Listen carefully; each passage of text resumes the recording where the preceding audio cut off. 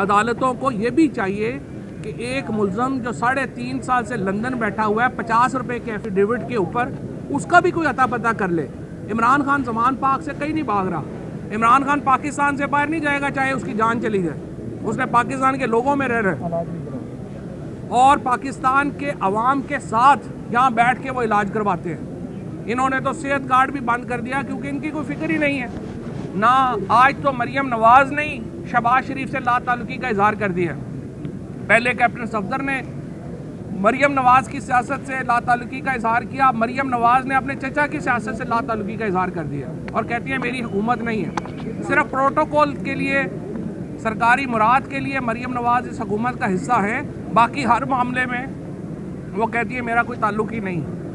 ये एक ऐसी हुकूमत है जो एक बड़े नाजुक आशियाने के ऊपर बैठी हुई है।